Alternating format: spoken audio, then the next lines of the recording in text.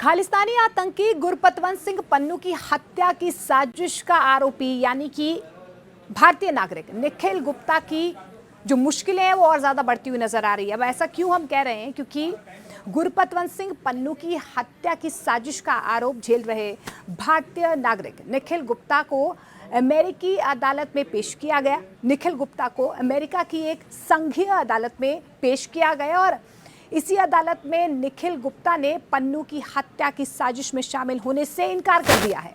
उन्होंने स्पष्ट तौर पर यह कहा है कि साजिश से मेरा कोई लेना देना नहीं है, मैं बेकसूर हूं। निखिल गुप्ता को बीते दिनों आपको बता दें चेक गणराज्य से प्रत्यर्पित कर अमेरिका भी लाया गया। निखिल गुप्ता पर आतंकी पन्नू की हत्या की साजिश करने का आरोप लगा है। अब आपको बता दें कि सदर्न न्यूयॉर्क के संघीय अदालत में मजिस्ट्रेट जज जेम्स कॉट ने 28 जून को जो सुनवाई होनी है उस वक्त तक निखिल गुप्ता को हिरासत में रखने के आदेश भी दे दिए हैं। निखिल गुप्ता के वकील जेफरी चेब्रो ने जमानत के लिए आवेदन नहीं किया है। अदालत कक्ष के बाहर जेफरी ने ये कहा है कि ये भारत और अमेरिका के बीच एक जटिल मामला है और निर्णय के लिए वो जल्दबाजी उनकी तरफ से भी नहीं की जाएगी और जो अमेरिका की अदालत है वो भी इस पूरे मामले में जल्दबाजी ना करें। उन्होंने मजिस्ट्रेट को ये भी बताया है कि निखिल गुप्ता शाकाहारी है, इसीलिए उन्हें जेल में शाकाहारी खाना भी उपलब्ध करवाया जाए। अमूमन ऐसा ही होता है, जब भी आपका जो भी आरोपी जेल में होता है, जो आपका वकील है वो आपकी पूरी आइटिनरी जो है वो कोर्ट में पेश करते हैं और उसके आधार पर ही उनको, जब तक उन पर दोष साबित नहीं होता है, वो तब तक जो वो खाना चाहें वो अपनी डिटेल्स बता सकते हैं। अब एक बार जल्दी से आपको बता देते हैं कि निखिल पर आखिर क्या आरोप लगे हैं। दरअसल आपको बता दें कि निखिल गुप्ता पर खालिस्तानी नेता की हत्या के साजिश का आरोप लगा है और हत्या के लिए एक व्यक्ति को सुपारी देने की साजिश में शामिल होने का भी आरोप लगा है।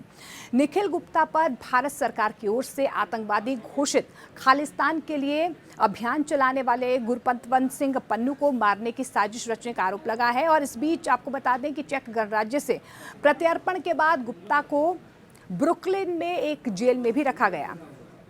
निखिल गुप्ता 52 साल के हैं। पिछले साल 30 जून को चेक गणराज्य में उन्हें गिरफ्तार भी किया गया था। इसके बाद अमेरिका ने उनके प्रत्यर्पण की मांग लगातार की थी, जिसके बाद इस मांग को मान भी लिया गया।